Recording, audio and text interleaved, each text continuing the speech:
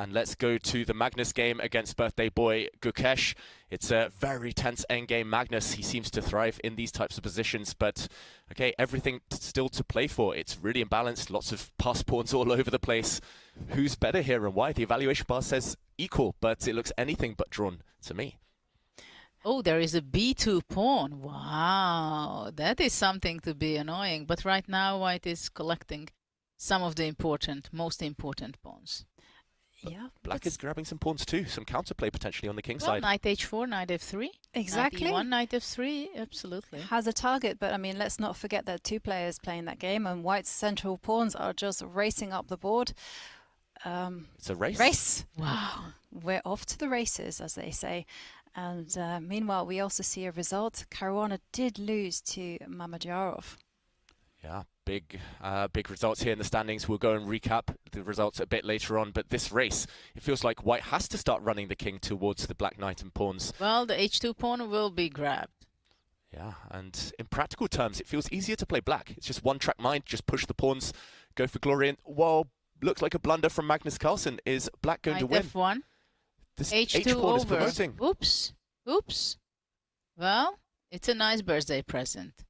But Magnus will not give up. Well, I guess he did take the knight. I think a transmission error here. He did take that black knight. The game goes on. We can see in the video they're playing moves here. Very, very fast. But queen against knight and two pawns should be easy to convert, Judith. Well, I'm not sure it's so easy when obviously Magnus has his incredible skills of defense and knight on f3 standing great, protecting the pawn on e5. So the question is whether the black king is able to come out to c6 and d5 and somehow push back a little bit the knight and the king at the same time. So I think really king c6 should be the move eventually.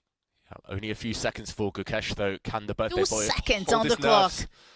Oh, and of course there's always a problem with blunders. There's always an opportunity to blunder. And look how active the pieces are. And right. Oh! Feel the nerves. The pawns are pushing. Oh! Is Magnus going to turn this one around? How much around? Pawns have been stopped. And Magnus with just 14 But there is seconds. such an easy to blunder some knight c6 check eventually. Ooh, Wow! And what a blunder! yeah, Magnus is laughs. laughing. Well, what can you do though when you make a mistake like that? Smile. But I'm not sure. I'm not sure it was winning at the end. I think if he doesn't blunder, pushes his pawn, I think with the king defending the knight defending the pawn defending the other pawn, the black king is stuck there, and maybe it's a positional draw. Yeah, it feels like Magnus had fought back, but in the end, blundering one of his pawns away, resigning against Gukesh. Yeah, anything can happen in the Blitz, and we should mention Magnus Carlsen hasn't won the Blitz section of Norway Chess since 2017. It was one hell of a game. There were 3 critical moments in this game. The first one is as far as move 50. The second one was in move 70, and the third was the last move of the game, move 98. So let me take you through this game. It was Magnus who was white. This is round 2, and he starts with the b3 move, Nimzo Larsen attack. Gukesh plays e5. So we will go fast through the opening because Magnus goes for the slightly not that sound opening. So he suffers the consequences. As in black, it's a good playable position without any problems. So basically, black is castle queen side, Magnus is castle king side, and an attack is incoming. e4, knight goes to g5, queen goes back. f4, h6, knight back, and knight f6. Rook c1, king b8, a3, preparing b4, b5, bishop d3, and now b4, queen is d7, and knight b1. A very nice move. Preparing b5 and also bishop e5 is in the air. Knight e7, bishop e5, forcing black to defend that pawn. Knight d5, bishop c4, king moves, and now queen comes out. It looks like Magnus is bringing his pieces out, and there's some pressure. Now knight c6, and after bishop b2, rook g8, preparing the attack on the king side. And that looks devastating. Knight c3, and now g5. So here Magnus decides to put on the brakes and not go for a middle game. He goes for the end game. takes, and we have an endgame. And it is a better position for black because white has got a backward pawn here. And rook c2, defending the g4, knight back, a5. Nice move, takes. And there's a weakness over here as well. So 2 targets for black to attack. Black has no real problems in his position except for this pawn, which is not even attacked. So no target. So it's a good position for Gukesh. He has outplayed the world champion, the 17-year-old, who just had who was on his birthday. Takes, knight h1. Nice move, going to g3. Rook comes in, knight g3, king b8. Rook moves out, knight back, rerouting the knight to e6. And then, if possible, c5 and d3. It's a great position for Gukesh. King e2, c6, a4, king comes out, rook comes in, rook d5, rook b4, and now the knight jumps to the desired square on d3. First defends the b pawn, rook a2, preparing a5, a6. And now rook comes back. b5, a very nice move by Gukesh, basically getting his pawns rolling. And you can't take, of course. You can play moves like rook a1, but then black will anyway get the pass pawn. So Magnus decides to push. Now b4, a6, king b6. Rook a1 defending it, and now rook b5. So both sides are holding on to their pass pawns. King comes in, b3, rook a3, b2. The pawn has reached b2. A passed pawn all the way to b2, and it's defended by a knight. And white knight seemingly out of play. Here rook takes a6, rook takes and king takes. So it's a pawn down, but now knight e2. Magnus is in a lost position right now because it's a pawn up for Gukesh and everything is defended. King is going to come in. Now comes king a5. So Gukesh goes for the king walk. Knight comes in attacking the rook. Here there is a very nice move which is so difficult to find with 7 seconds on the clock. Almost impossible to find, maybe. The move was king a4.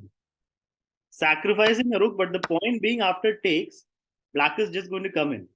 So there's a very nice line here. For example, king c2, king e3, normal. And now let's say white tries to break open the position, h3, black will just play g3. Now white is left to just rook moves. Just waiting moves with the rook. And then king a2. And now how will black win? By playing b4.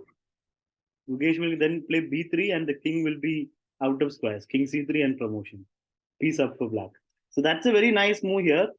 But instead, after knight d4, like any sane person would, Gukesh played rook b6. Defending the pawn and saving the rook. King c2. And now c5. This was the first critical moment.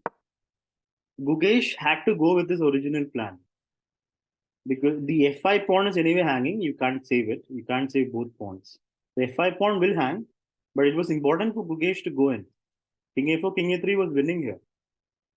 But instead, he went pawn c5. His idea was probably after takes, he thought rook b4, rook a4, rook a1 would win. But he was not in time because now knight d6, a good move by Magnus.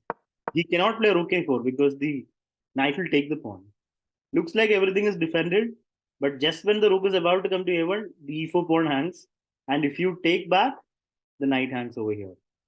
So that is why Gukesh decided, I cannot play rook a4, I have to go back. King b6, and now Magnus is back in the game. Because Magnus anyway plays knight e4. Now it's even better for white slightly. Knight c3, king moves, pawn pushes, king goes to stop the pawn reaches all the way to f6, rook goes back, and now knight comes in. Rook a7, preparing rook a1, and just in time f7 comes. Takes, and now knight check, winning the c4 pawn. Here Magnus is definitely back in the game because the b2 pawn is also falling. So it looks like it's petering out to a draw, but wait, knight check, and then the g2 pawn falls.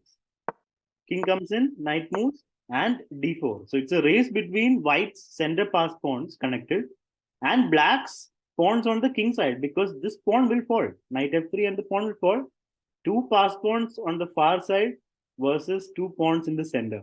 Who's going to win? It's even, says the computer. Knight f3, pawn pushes. Gukesh just pushes his pawns forward and then he will anyway take. Because there's no hurry to take right now. So he goes pawn push. Pawn check, king moves, king comes in. Pawn moves, king moves again closer, and now knight takes pawn. e5, g3. Who's going to win? This is still equal. Magnus makes a critical error here. He plays knight d2, which is logical, right? You see why he plays knight d2 and after h3, he plays knight f3. Now the difference between that and playing after g3, the difference between playing knight d2 directly and playing the correct move d6 is that the king will be on e6, which means after knight d2, let's say black plays something normal like what he did in the game. After knight to d2, he played h3. Let's say black plays h3. Now the difference is knight e4, and if g2, there is knight g5 check, picking up the h3 pawn and controlling g1. So that would be a draw, like takes and knight takes, a draw. That's the difference. The king will be on e6. Instead, he went directly knight d2. Now the difference is because the pawn hasn't moved forward, black will just push. And now if you play knight e4, there's no point, just g2. And there's no check on g5.